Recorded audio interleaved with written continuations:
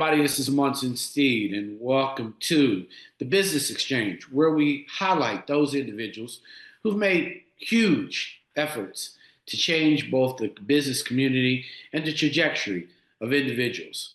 Hey, Michael Roberts, thank you for coming on the Business Exchange. It's my pleasure, Munson. I'm really happy to be here. You know, when you think about the trajectory for all those young brothers and sisters who are thinking about organizations that make a difference in their lives, what are a couple of the organizations that you think have had an impact on you being able to become an officer inside an organization like MetLife?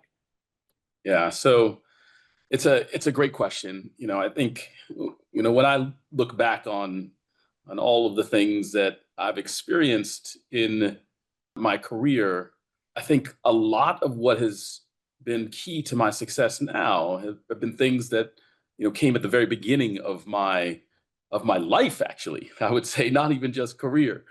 So, and there's a little bit of story to this. So I am the son of a Baptist minister. Yeah, so a PK Baptist Church in Boston.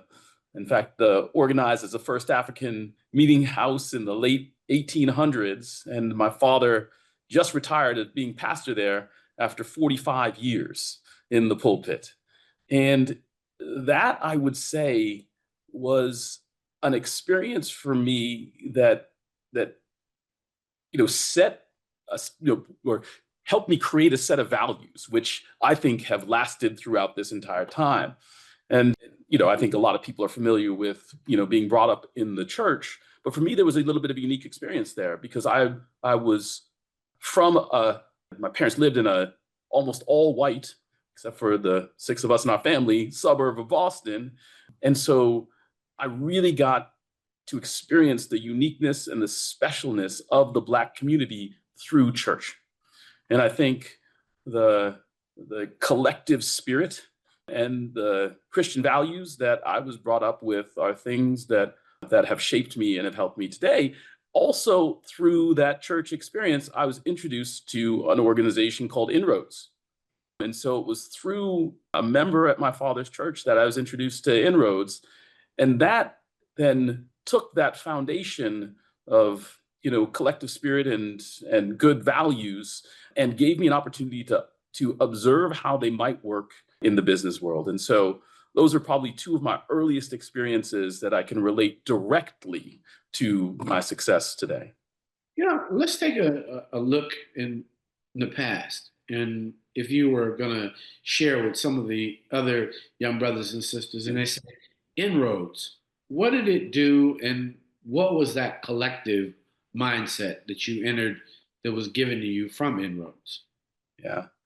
So INROADS took a number of very talented young people, and this was in my high school days, and put us together in kind of a collective, trained us up and had us go out and have experiences in the business world in Boston, kind of during my high school years in the 90s, late 80s and 90s in Boston.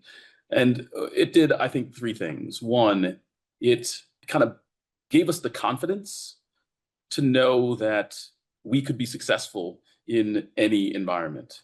It gave us I would say, the scaffolding and the strength of having a group of young brothers and sisters around us that were striving for the same thing and who we could learn from and in fact, compare notes and learn and build on each other's successes in those situations that we found ourselves in those big companies.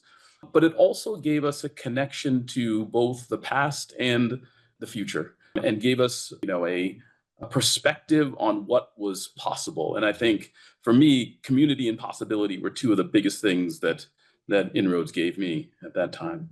When you think about your career now, what would you kind of benchmark some of those main career moves that you never thought were possible, but now know are possible?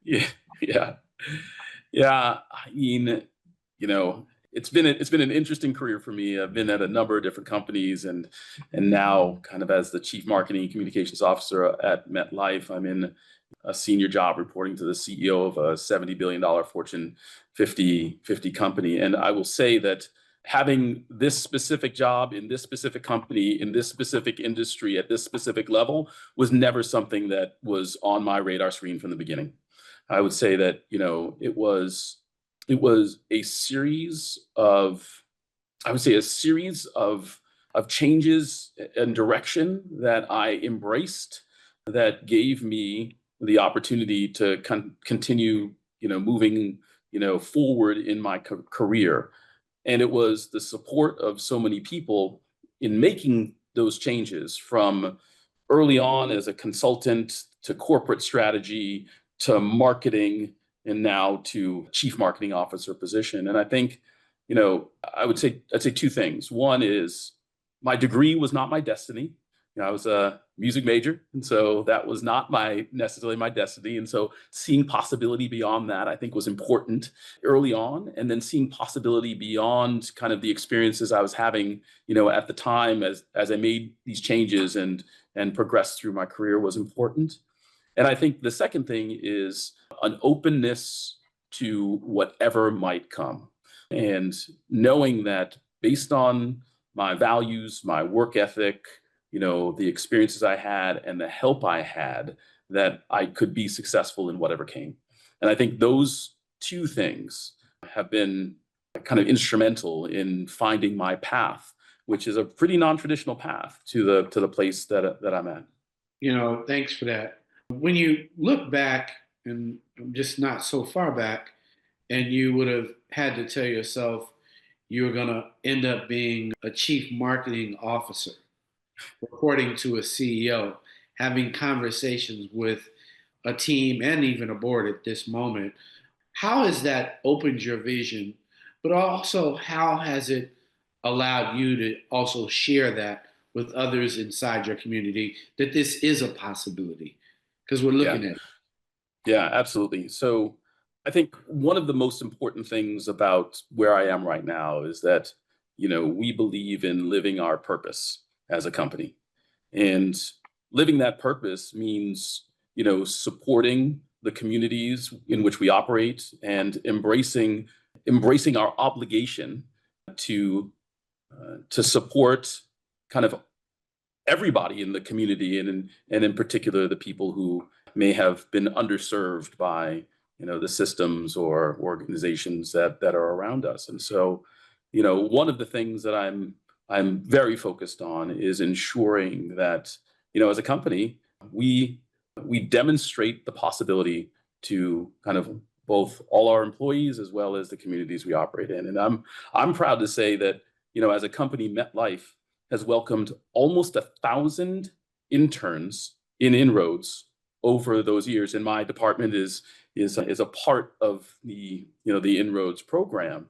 And that's just one example of some of the many things that we do, to support the development of folks who have been, sometimes overlooked or may not have the exact same opportunity as others through many of the organizations. And so my role in that is not just to be a fierce advocate, but to get involved in these organizations, encourage my teams to get involved in these organizations that are helping create opportunities, and helping make our communities more resilient. Thanks. When you think about giving a commencement speech and you are actually looking at your younger self Yeah. now, what would the title of your commencement speech be? And what would be the three things that you would challenge the next generation to do? Yeah, it's a really interesting question. I think the title of my commencement speech would probably be "Looking Forward." And you think about where we are in our careers and our lives, and we have a choice to look back or to look forward, to think about what our legacy is or think about what our legacy means. And my view is that I would make the choice to look forward. And there would be three things that I would say that we have to embody as individuals, We have to impart on organizations. And if we do that, we can be, I would say, a bit of a beacon for what the current environment needs. And the three things would be, one, we have to embrace a spirit of collectivism. I'll tell you, going back to where we started this conversation, it's really, I learned that, kind of from the community I was brought up in, and in the church my father pastored. I think the second thing is that we have to embrace the historical context. It is one of the biggest things that we can do is to take an ahistorical view. And so, collectivism, historical context, and broad perspectives are the things that will help us kind of look forward. Thank you for that. In a much more lighter note, thanks for the commencement speech. Made a lot of forward. Um, and obviously, collectively, everybody benefits from the vision. But if Yeah, you think about icons and guys that you have a kinship with in the industry, particularly inviting individuals in our community to participate in financial sales, which many might not understand. And yeah, then obviously just taking out insurance, just intergenerational wealth. Hey, yeah. there's a need to get this early and stay committed to so that you can leave something. If you could just kind of describe, your vision or hope for our community so that we take another look at both insurance and looking at participating as a individual selling those products and services as a career. Yeah. Yeah. So I would think about a couple things. I think one, people looking at financial services as a career have to really understand that commerce can create good. Being a purpose-driven organization, being a force for good in the world is what MetLife is all about. And so there isn't this dichotomy between financial services and goodness, right? These things can be one and the same. And so, capitalism isn't the enemy. In fact, capitalism is one of the things that has brought our people, a significant amount of the progress that we've had. And so, as we think about, careers in financial services and how capitalism can help, it is something that actually can create opportunity and can create, security. I think we also have to look at, a few different dimensions of financial services, and these are important. One is, it's the income that people have and the budget and kind of how cash moves in and out of our lives on a day-to-day basis, and that's important. But the other two pieces of it, I think, are equally important and are not emphasized enough in our community. One is wealth creation, and two is protection. And these two things go hand in hand. We have to have protection. And in many cases, that's through the form of insurance. And in other cases, if you have the means, you can almost insure. But protection is really, really important in order to make sure that, that we have the resources in the time of need that are required in order to persist.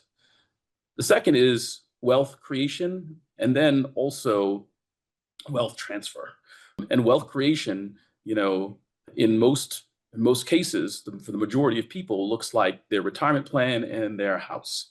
And I think we have to imagine more in our community, that wealth creation can be more than just those two things. And we have to broaden and diversify the wealth creation opportunities, that we have. And people who are in the financial services world can create those opportunities for others and help others find and see those opportunities for investments and different types of savings.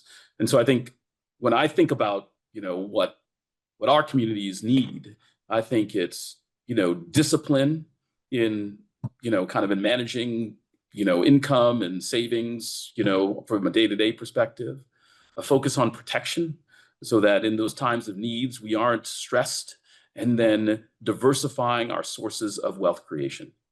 Well, thank you for that. And thank you for sharing those insights. I think are very powerful for all of us to understand and embrace those principles that you did share. On a light note, what music do you enjoy listening to because you said you're a music major, and I'm like, Yeah. well, which music is he listening to right Yeah. now, and what's in his playlist, and what is Yeah. recommended playlist. Yeah. I flew out to LA on Saturday to go to the Hammer Museum on Sunday to see the Yeah. exhibit of Alice Coltrane. So, Yeah. Yeah. who's one of my faves. What was the music major about, and what's Yeah. on your list that you would like to invite others to listen to, when you're working out, but Yeah. what's on your playlist? So my background is in opera. So I was trained as an opera singer. My undergraduate degree is in the history and theory of music from Dartmouth College, and I did a master's in voice with a concentration in opera at Boston University. And so I came up as an opera singer. I'm still singing, not as much in church since my father retired, but I'm still singing. The playlist I have, I'll say one of my favorite pieces of music is Mahler's Second Symphony. It is a grand and majestic work, and so that's always on my playlist. Miles Davis Kind of Blue, because you can't get better than that album from in jazz. And then from a pop perspective, from the earliest times, I have been a huge Prince fan. And so you name all of the music. I mean, and then Prince's collaborations with folks like Mavis Staples and those sorts of things were close to my heart and all remain on my playlist. Well, everybody, wait for this aria that's getting ready to happen. There's so wild. I actually interviewed the brother that got a Pulsar from Opera Yeah. Robinson yesterday. Yeah. The Central Park Five, and he's done obviously Yeah. as an opera. So all Yes. this happened. So congratulations. Thank you so much for sharing, Michael Roberts, the opportunity of where inroads actually met success, but more than anything, sharing with us insight on how we as a community and a society can plan for better wealth transfer and a collective body of how we can move forward if we look forward and understand a collective vision. I'm Munson Steed with the Business Exchange with the CMO of MetLife, Michael Roberts. Thank you.